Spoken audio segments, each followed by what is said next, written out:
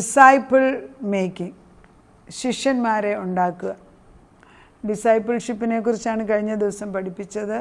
ഇന്ന് disciple making. കർത്താവ് മർക്കോസിൻ്റെ സുവിശേഷം 16:16 പറയുന്നത്, go ye unto all the world and preach the good news, making disciples. Instruction കൊടുക്കുകയാണ് ഡിസൈപ്പിൾസിന്, അതായത് ശിഷ്യന്മാരെ നിങ്ങൾ ഉണ്ടാക്കുവീൻ. അപ്പോൾ നമ്മൾ അന്ന് 12 ശിഷ്യന്മാർ നിർത്തുകയല്ല, ഇനിയും കണ്ടിന്യൂസ് ആയിട്ട് ഉണ്ടാക്കാനുള്ള ഓർഡർ കൊടുത്തിട്ടാണ് പോയത്. മലയാളത്തിലെ വായിച്ചു നോക്കാം. 16:16 തൊട്ട് മർക്കോസിൻ്റെ സുവിശേഷം 16:16. കർത്താവ് സ്വർഗാരോഹണത്തിന് അല്പം മുമ്പ് അവരെ വിളിച്ച് പറയുന്നതാണ്. പിന്നെ അവൻ അവരോട്, നിങ്ങൾ ഭൂലോകത്തിലൊക്കെയും പോയി സകല സൃഷ്ടിയോടും സുവിശേഷം പ്രസംഗിപ്പീൻ. വിശ്വസിക്കുകയും സ്നാനമേൽക്കുകയും ചെയ്യുന്നവൻ രക്ഷിക്കപ്പെടും, വിശ്വസിക്കാത്തവൻ ശിക്ഷാവിധിയിലാകപ്പെടും. വിശ്വസിക്കുന്നതിനാൽ ഈ അടയാളങ്ങൾ നടക്കും. എൻ്റെ നാമത്തിൽ അവർ ഭൂതങ്ങളെ പുറത്താക്കും, പുതുഭാഷകൾ സംസാരിക്കും, സർപ്പങ്ങളെ പിടിച്ചെടുക്കും, മരണകരമായ യാതൊന്ന് കടിച്ചാൽ അവർക്ക് ഒരു ഹാനി വരികയില്ല, രോഗികളുടെ മേൽ കൈവച്ചാൽ അവർക്ക് സൗഖ്യം വരും എന്ന് പറയും. അപ്പോൾ ഭൂലോകത്തിൽ ഒക്കെയും പോയി എൻ്റെ സകല സൃഷ്ടിയോടും സുവിശേഷം പ്രസംഗിപ്പീൻ. എന്നാൽ ഇംഗ്ലീഷിൽ പറയുന്നത്, go you unto all the world and preach the good news, making disciples. ദൈവത്തിന് ശിഷ്യന്മാരെ ഉണ്ടാക്കാൻ ഒരു ചുമതലയാണ്. അപ്പം മേക്ക് ഡിസൈപ്പിൾസ് എന്നുള്ളത് ദൈവത്തിൻ്റെ ഒരു ആഗ്രഹമാണ്. നമ്മൾ വചനം കേട്ടിട്ടാണല്ലോ ഡിസൈപ്പിൾഷിപ്പിൻ്റെ ആകണം എന്നുള്ള ആഗ്രഹം പോലും ഉണ്ടാകുന്നത്. അപ്പം കർത്താവ് നമ്മളോട് പറയുന്നത്, നമ്മൾ ഭൂമിയുടെ അറ്റത്തോളം പോയിട്ട് ദൈവത്തിൻ്റെ വചനത്തിൽ ദൈവ ശുശ്രൂഷ ചെയ്യുന്നവരായി മാറണം. അത് കർത്താവ് നമ്മളെ ഏൽപ്പിച്ച ഒരു കമാൻഡാണ്. അത് കർത്താവ് സ്വർഗാരോഹണം ചെയ്യുന്നതിന് അല്പം മുമ്പ് മർക്കോസിൻ്റെ സുവിശേഷം ഇംഗ്ലീഷിൽ ഇങ്ങനെയാണ്, he said to them, go into all the world and preach the good news to all creation. Whoever believes and is baptized will be saved, but whoever does not believe will be condemned. Those signs will accompany those who believe. In my name they will drive out demons, they will speak in new tongues, they will pick up snakes with their hands, and when they drink deadly poison, it will not hurt them at all. They will place their hands on sick people and they will get well. Healing and miracles will happen every time. ഇപ്പോഴും ഇതെല്ലാം നടന്നേക്കത്തുള്ളൂ. കർത്താവ് ശിഷ്യന്മാരോട് പറഞ്ഞ്, നിങ്ങൾ പോയി ലോകം മുഴുവനും എൻ്റെ ശിഷ്യന്മാരെ ഉണ്ടാക്കുവീൻ. നമ്മൾ ദൈവത്തിൻ്റെ സുവിശേഷം പറഞ്ഞു കൊടുക്കുവീൻ. പറഞ്ഞു കൊടുത്തു കഴിയുമ്പോൾ അവർ ദൈവത്തിൻ്റെ ശിഷ്യന്മാരായി മാറിത്തീരും. അതിൽ നിന്നല്ലാതെ പുതിയ ഒരു കാറ്റഗറി ഓഫ് പീപ്പിൾ ഇല്ല. We have to choose from this people. When did it all began? എപ്പോഴാണ് ഇതെല്ലാം തുടങ്ങി? യോഹന്നാൻ്റെ സുവിശേഷം 1:1 പറയുന്നുണ്ട്. കർത്താവ് 1:1 പറയുന്ന, ആദിയിൽ വചനമുണ്ടായിരുന്നു, വചനം ദൈവത്തോട്, വചനം ദൈവമായിരുന്നു. ഈ ഇരുട്ടിൽ വെളിച്ചം വരികയാണ്. അപ്പോൾ ആദിയിൽ വചനത്തിൽ കൂടെയാണ് ഇതെല്ലാം വന്നത്.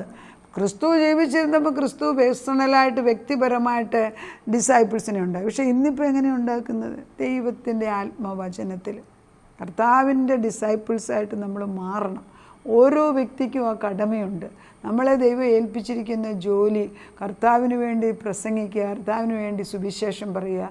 രോഗശാന്തി വരം തന്നിട്ടുണ്ട്. എല്ലാ വരങ്ങളും അതിശയങ്ങളും നമ്മളിൽ കൂടെ നടക്കണം. എന്നിട്ട് കർത്താവ് പറയുന്ന, ഒരു ബാധയും നമ്മളെ തൊടുകയില്ല. അത് ലോകം മുഴുവനും പോകാൻ. അന്ന് 12 ശിഷ്യന്മാരുള്ളവരെ ദൈവം ഓരോരുത്തരായിട്ട് പറഞ്ഞു വിട്ടു. എല്ലാവരും ഓരോ സ്ഥലത്തും. അങ്ങനെ തോമസ് ലീഗ ഇവിടെ വന്നു. അങ്ങനെയാണ് കേരളത്തിൽ ക്രിസ്ത്യാനികളുണ്ടായത്. നമ്മൾ ലൂക്കോസിന് റോമ സാമ്രാജ്യത്തിലോട്ട് വിട്ടു. അങ്ങനെ ഓരോരുത്തരും ഓരോ സ്ഥലത്തോട്ട് വിടുക ചെയ്ത്. നമ്മൾ മനസ്സിലാക്കേണ്ടത്, ദൈവത്തിന് തൻ്റെ ജനതയെ കൊണ്ട് ആവശ്യമുണ്ട്. God resides in heaven. Angels are there. They have ranks. The highest rank is given to Lucifer.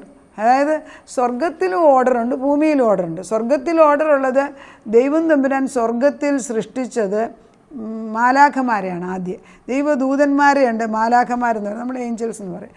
ദൈവദൂതന്മാരെ ഉണ്ടാക്കിയതിൽ ഒരു പ്രധാന ദൂതനാണ് ലൂസിഫർ. പക്ഷെ ലൂസിഫറിൻ്റെ അർത്ഥം ബെയറർ ഓഫ് ലൈറ്റ്, വെളിച്ചം കൊണ്ട് നടക്കുന്ന ആളാണ്. വെളിച്ചത്തിൻ്റെ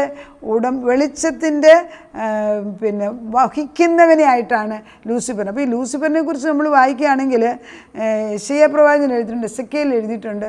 എന്തോരം മനോഹരമായിട്ട് ഉണ്ടാക്കി വെച്ചിരിക്കുന്നത്. സകലവിധമായ വജ്രങ്ങൾ കൊണ്ടും സ്വർണത്തിലുള്ള വസ്തുക്കൾ കൊണ്ടും പ്രഷ്യസ് മെറ്റൽസ് കൊണ്ടും സംഗീത ഉപകരണങ്ങൾ കൊണ്ടും അതിമനോഹരമായിട്ടുണ്ടാക്കിയ ഒരു ദൂതനാണ് ലൂസിഫർ. പക്ഷേ Lucifer he was wondrous to look at but not equal to God. അവനെ കാണാൻ അതിസുന്ദരനായിരുന്നു, അല്ലെ അതിമഹത്വമുള്ളവനായിട്ടാണ് കാണുന്നത്. എസെക്കിയേൽ അതൊന്ന് വായിക്കാം. കാരണം ഈ ലൂസിഫർ എന്ന് പറയുമ്പോൾ നമുക്കൊരു തരം കറുത്ത സാധനം പോലൊക്കെ തോന്നിക്കും. പക്ഷെ ഉണ്ടാക്കിയപ്പോൾ അങ്ങനെയല്ലായിരുന്നു. അങ്ങേയറ്റം സൗന്ദര്യമാണ്. ദൈവം സൃഷ്ടിച്ചതെല്ലാം നല്ലതല്ലേ. ആ എസെക്കിയേൽ 28:12 തൊട്ടുള്ള വാക്യം ഇതൊക്കെ അറിഞ്ഞിരിക്കുന്നത് നല്ലതാണ്. കാരണം നമ്മൾ കാണുന്ന വേദപുസ്തകത്തിൽ സത്യങ്ങൾ എഴുതി വെച്ചിട്ടുള്ള അറിഞ്ഞിരിക്കണം. 28:12 തൊട്ട് ഇങ്ങനെ വായിക്കുന്നു. യഹോവയുടെ അരുളപ്പാട് എനിക്കുണ്ടായെന്നാൻ, മനുഷ്യപുത്ര, നീ സോർ രാജാവിനെക്കുറിച്ച് ഒരു വിലാപം തുടങ്ങി അവനോട് പറയേണ്ടത്. യഹോവയായ കർത്താവ് ഇപ്രകാരം അരുളിച്ച്, നീ മാതൃകാ മുദ്രയായിരുന്നു. പിശാചിനെ കുറിച്ചാണ്. നീ മാതൃകാ മുദ്രയാകുന്നു. നീ ജ്ഞാനസമ്പൂർണനും സൗന്ദര്യ സമ്പൂർണനും തന്നെ. നീ ദൈവത്തിൻ്റെ തോട്ടമായ ഏദനിൽ ആയിരുന്നു. താമ്രമണി, പീതരത്നം, വജ്രം, പുഷ്പരാഗം, ഗോമേതകം, സൂര്യകാന്തം, നീലക്കല്ല്, മാണിക്യം, മരതകം മുതലായ സകല രത്നങ്ങളും നിന്നെ മൂടിയിരുന്നു. 9 രത്നങ്ങൾ കൊണ്ടുണ്ടാക്കിയിരിക്കുന്നു. നിന്നെ തീർത്ത നാളിൽ നിന്നിലുള്ള തടങ്ങളുടെയും കൂടുകളുടെയും പണി പൊന്നുകൊണ്ടുള്ളതായിരുന്നു. നീ ചിറക് വിടർത്തി മറയ്ക്കുന്ന കേറൂബാകുന്നു. ഞാൻ നിന്നെ വിശുദ്ധ പർവ്വതത്തിന്മേൽ നിർത്തിയിരുന്നു. നീ അഗ്നിമയ രഥങ്ങളുടെ മധ്യേ സഞ്ചരിച്ചു. നിന്നെ സൃഷ്ടിച്ച നാൾ മുതൽ നിന്നിൽ നീതികേട് കണ്ടതുവരെ നീ നടപ്പിൽ നിഷ്കളങ്കനായിരുന്നു. പക്ഷെ നീതികേട് കണ്ടപ്പോൾ ലൂസിഫർ പറയുന്നുണ്ട്, ഞാൻ ദൈവത്തെ പോലെയാകും, ഞാൻ ദൈവത്തിൻ്റെ ഉത്തരഗിരി കയറിയിരിക്കും, ഞാൻ ദൈവമാകും. ഇങ്ങനെ അങ്ങോട്ട് പറഞ്ഞില്ല. ചിന്തിച്ചപ്പോഴേ ദൈവം ലൂസിഫറിനെ വെട്ടേറ്റ് ഭൂമിയിലേക്കോട്ട് വെട്ടിമാറ്റുക ചെയ്തത്. അവിടെ ഒരു മ്യൂട്ടണി അല്ല, ഒരു യുദ്ധം നടന്നു. 1/3 ദൂതഗണങ്ങൾ അതിൻ്റെ കൂടെ പോരുക ചെയ്തത്. അപ്പോൾ ഇവിടെ ഒരു യുദ്ധക്കളമാക്കി. ഇവിടെ ഇരുട്ടായത് അങ്ങനെയാണ്, ഭൂമി ഇരുട്ടായത് അങ്ങനെയാണ്. ഭൂമി ദൈവം സൃഷ്ടിച്ചതൊന്നും അഴുക്കായിട്ടല്ല. പക്ഷെ ഭൂമി ഇരുട്ടായത് ഈ ലൂസിഫറും കൂട്ടരും ഇവിടെ വന്നപ്പോൾ. പിന്നെ അതിനെ പരിഹരിക്കാനാണ് ദൈവം മനുഷ്യനെ ഈ ഭൂമിയിലോട്ട് നമ്മളെ ഏൽപ്പിച്ച്, ഈ ഭൂമി ഭരിക്കാൻ ഏൽപ്പിച്ചു. എന്നിട്ട് നമ്മളോ ആ പിശാചിനത് വിറ്റ് കൊടുത്തു. അപ്പോൾ മനസ്സിലാക്കണേ, ബാക്ക്ഗ്രൗണ്ട് ഇതാണ്. അപ്പോൾ എന്താണ് കർത്താവ് പറയുന്നത്? ഈ ഡിസൈപ്പിൾഷിപ്പ് എന്ന് പറയുന്നത് ഇവിടെ അല്ല, സ്വർഗത്തിൽ തുടങ്ങി. തൻ്റെ ജോലി ചെയ്യാൻ വേണ്ടി തൻ്റെ ശിഷ്യന്മാരില്ലാത്ത ആ സമയത്ത് ദൈവം ദൂതഗണങ്ങളെ കൊണ്ട് ദൈവത്തിൻ്റെ ജോലി ചെയ്യിപ്പിക്കുമെന്ന്. പക്ഷേ ലൂസിഫറിൽ കപടത അല്ലെങ്കിൽ ദൈവത്തിന് വിപരീതമായിട്ടുള്ള നീതികേട് കണ്ടപ്പോൾ അവനെ അവിടെ നിന്ന് ഇറക്കി വിട്ടു. മിഖായേലാണ് പിന്നെ ദൂതഗണങ്ങളിൽ പ്രധാനമായിട്ട് നമ്മൾ കാണുന്നത്. എന്നാൽ വെട്ടേറ്റ് നിലംപരിച്ചായപ്പോൾ അവൻ്റെ മഹത്വം തീർന്നുപോയി. ദൈവത്തിൻ്റെ മുമ്പിലുണ്ടായിരുന്ന ഗ്ലോറി മുഴുവൻ നഷ്ടപ്പെട്ടു. പിന്നെ മുഴുവൻ ആർട്ടിഫിഷ്യലായിട്ട് കാണിക്കുക, ഒന്നറിയുക. അതായത് സൃഷ്ടിച്ച ദൈവത്തിന് എടുക്കാനും അവകാശമുണ്ട്. പക്ഷേ ലൂസിഫർ ദൈവമല്ല, ലൂസിഫർ ഒരു സൃഷ്ടി മാത്രം ദൈവത്തിൻ്റെ. അതുകൊണ്ട് ലൂസിഫറിന് ദൈവത്തിൻ്റെ യാതൊരു പദവിയും നമ്മൾ കൊടുക്കേണ്ട ആവശ്യമില്ല. അധികമായ പദവി കൊടുത്തിട്ട് വെറുതെ അയ്യോ പിശാച് വലുതാന്ന് പറയുന്നതിൽ ഒരു കാര്യമില്ല. ഹീസ് എ ഡിഫീറ്റഡ് എനിമി, തോറ്റ enemy with all those magnificent things. അതായത് ഇതെല്ലാം ഉണ്ടായിട്ടും ലൂസിഫറിന് കൂടുതൽ മോർ എനിക്ക് അധികം വേണം. അതായത് ഇത് നമുക്ക് അല്പം സമ്പത്ത് ദൈവം തരുമ്പോൾ അയ്യോ അത് പോരാ. അത് ഒരു ആർത്തിയാണ് മനുഷ്യനുണ്ടാകുന്നത്. അതൊരു ഗ്രീഡാണ്. അതങ്ങനെ ആകുമ്പോഴത്തേക്ക് ഈ പിശാചിൻ്റെ സ്വഭാവം നമ്മളിൽ വരും. അതുപോരാ കൂടി. അതാണ് പണക്കാരോട് ചോദിക്കുക, അവർക്ക് ഒരിക്കലും ഉറക്കം വരത്തില്ല, അവർക്ക് തികയത്തില്ല. അത് വേണം ഇത് വേണം ഒരിക്കലും. എന്നാൽ ഒന്നും ഇല്ലാത്തവർ കുടിലിൽ താമസിക്കുന്നവർ അന്നുള്ള ഭക്ഷണം കഴിച്ച് സന്തോഷമായിട്ട് ഉറങ്ങുന്നതാണ്. So this is not the quality of life is depending on your innocence and your living a pure life before God. അത് നമ്മൾ മനസ്സിലാക്കണം. അത് നമ്മൾ മനസ്സിലാക്കിയാൽ നമ്മൾ കുഴിയിൽ വീഴുകയാണ്. യെശയ്യാ 14 പറയുന്നുണ്ട്. 14 13 പറയുന്നത്, ഞാൻ സ്വർഗത്തിൽ കയറും, എൻ്റെ സിംഹാസനം ദൈവത്തിൻ്റെ നക്ഷത്രങ്ങൾക്ക് മേൽ, ഞാൻ ഉത്തരദിക്കിലെ അതിർത്തിയിൽ ഉന്നത പർവ്വതത്തിൽ ഞാൻ ഇരുന്നരുളും, ഞാൻ മേഘത്തിന് മീതെ കയറും, ഞാൻ അത്യുന്നതനോട് സമനാകും. ഇതരം പറഞ്ഞപ്പോഴത്തേക്ക് വെട്ടിയേറ്റു വിട്ടു. അപ്പം ഇതെല്ലാം വേദപുസ്തകത്തിൽ എഴുതിയിരിക്കുകയാണ്. അപ്പം ഈ ഡിസൈപ്പിൾഷിപ്പ് അല്ലെങ്കിൽ ദൈവത്തിൻ്റെ അനുയായികളായിട്ടുണ്ടാക്കുന്നത് ഇന്ന് തുടങ്ങിയതല്ല. ഇപ്പോൾ ഡിസൈപ്പിൾഷിപ്പ് എന്ന് ഉദ്ദേശിക്കുന്നത് ദൈവത്തിൻ്റെ ജോലി ചെയ്യാൻ ദൈവം നിയോഗിച്ചാക്കുന്നവരെയാണ് ഡിസൈപ്പിൾസാക്കി മാറ്റുന്നത്. അപ്പം നമ്മൾ 12 ശിഷ്യന്മാർ മാത്രമേ disciples, it is not correct. From the even before we were created there was order in heaven. ഇപ്പോഴെന്ന് now God created man in his image. അതുകൊണ്ടാണ് ഉൽപ്പത്തി 1:26 ദൈവം നാം നമ്മുടെ സ്വരൂപത്തിലും നമ്മുടെ സാദൃശ്യത്തിലും മനുഷ്യനെ ഉണ്ടാക്കാം. എന്തിനാണ് ഉണ്ടാക്കിയത്? എല്ലാത്തിനും അടക്കി വാഴുക, സന്താനപുഷ്ടിയുള്ളാകുക, എന്നിട്ട് ഭൂമി നിറയ്ക്കുക. അതാണ് ദൈവത്തിൻ്റെ ഉദ്ദേശം. അത് മറന്ന് നമ്മൾ ദൈവത്തെ മറന്ന് നമുക്ക് തന്നെ ഉണ്ടാക്കി വെച്ചിട്ട് ബാബേൽ ടവർ അങ്ങനെ ഉണ്ടാക്കിയില്ല, നശിച്ചു പോയില്ല. അതുകൊണ്ട് ദൈവം പറയുകയാണ്, തിരിച്ചു വാ, മോർ എന്നുള്ള ആഗ്രഹത്തിലേക്ക് പോകാതെ ദൈവത്തിന് വേണ്ടി പ്രവർത്തിക്കാൻ വേണ്ടി ഇറങ്ങുകയും. ബാക്കി അടുത്ത ദിവസം പറയാം.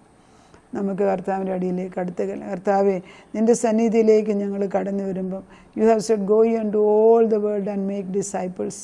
കർത്താവിൻ്റെ പരിശുദ്ധാത്മ പ്രീച്ച് ദ ഗുഡ് ന്യൂസ്. കർത്താവിൻ്റെ പരിശുദ്ധാത്മാവ് അനേക കുടുംബങ്ങളിൽ അനേക മനുഷ്യരുടെ ഹൃദയങ്ങളിൽ വെളിച്ചമായിട്ട് കടന്നു ചെന്ന് ചുമ്മാതെ സമയം കളയാ ദൈവനാമത്തിന് വേണ്ടി ഒത്തിരിയും ജോലി മുമ്പിൽ നിൽക്കുമ്പം കർത്താവേ, ലേബറേഴ്സ് ആർ ഫ്യൂ. കർത്താവേ, ഫീൽഡ് ഈസ് റൈപ്പ്. കർത്താവേ, വയൽ നിറഞ്ഞു വിളഞ്ഞു കിടക്കുകയാണ്, എന്നാൽ ജോലിക്കാരോ വളരെ ചുരുക്കം. കർത്താവേ, ജോലിക്കാരെ അയക്കണമെന്ന് പിതാവിനോട് പ്രാർത്ഥിക്കാൻ യേശു ക്രിസ്തു പറഞ്ഞിരുന്നു. ഞങ്ങളും അങ്ങനെ തന്നെ പ്രാർത്ഥിക്കുന്നു. കർത്താവേ, കൂടുതൽ വിശാലമായിട്ട് വലയെറിയാൻ പഠിപ്പിക്കണമേ. അനേക മക്കളിലേക്ക് വചനം ചെന്നിട്ട് അത് പ്രയോജനപ്പെട്ട് ഞാനിങ്ങനെ സമയം കളയുന്നത് ശരിയല്ല, ദൈവത്തിന് വേണ്ടി എന്തെങ്കിലും ചെയ്യണമെന്ന് അനേക മക്കളോട്, പുരുഷന്മാരോടും സ്ത്രീയോടും, പ്രായമായവർ വീട്ടിൽ ഇരിക്കുന്നവർ എല്ലാം വീട്ടിലിരുന്ന് പ്രാർത്ഥിക്കാൻ ഒക്കുമല്ലോ കർത്താവേ. എല്ലാവരും ഈ TV പ്രോഗ്രാം കണ്ട് ലോകപ്രകാരമായ ചിന്തയിൽ മറന്ന് തലമുറകൾക്ക് വേണ്ടി പ്രാർത്ഥിക്കുന്നത് പോലും മറന്നു പോകുന്ന ഈ അവസരത്തിൽ കർത്താവിൻ്റെ വചനം വളരെ ദൃഢമായിട്ടും വളരെ അധികാരമായിട്ട് കടന്നു ചെന്നിട്ട് കർത്താവ് പഠിപ്പിച്ചെടുക്കണമേ എന്ന് പ്രാർത്ഥിക്കുന്നു. തലമുറകളെ ഉണ്ടാക്കേണ്ടതായ പ്രായമുള്ള അപ്പച്ചൻ അമ്മച്ചിമാർ സമയം കളയാതെ ദൈവത്തോട് പ്രാർത്ഥിപ്പാനും കർത്താവിൻ്റെ അടുത്ത തലമുറയെ വാർത്തെടുക്കുവാനും ദൈവത്തിന് വേണ്ടി ജോലി ചെയ്യുന്നവരാക്കിയെടുക്കാനും പ്രാർത്ഥിപ്പാനുള്ള കൃപ തരണമേ. ഞങ്ങളുടെ അടുത്ത തലമുറകൾ നിന്നെ സേവിക്കുന്നവരും നിന്നെ അറിയുന്നവരുമായി മാറട്ടെ അപ്പച്ച. നിൻ്റെ നാമം മഹത്വപ്പെടുമാറട്ടെ. ഞങ്ങളുടെ പ്രവൃത്തികൾ നീ തന്നെ വിശാലമാക്കിക്കാട്ടെ. വടക്കിനോട് തടുത്ത് വെക്കല്ലേ, തെക്കിനോട് കൊടുക്കേ എന്ന് പറയുന്ന ശബ്ദം ചെന്ന് കൊള്ളട്ടെ അപ്പച്ച. അങ്ങനെ അവിടുന്ന് ചെയ്യുന്നതിനാൽ സ്തോത്രം. ഞങ്ങളുടെ ഓരോ വചനം നാനാഭാഗങ്ങളിൽ ചെന്നിട്ട് അനേകർക്ക് പ്രകാശവും ജീവനുമായി മാറട്ടെ. അങ്ങനെ തന്നെ ചെയ്തിരിക്കുന്നതിന് സ്തോത്രം. യേശു ക്രിസ്തുവിൻ്റെ പുണ്യനാമത്തിൽ തന്നെ ആമേൻ.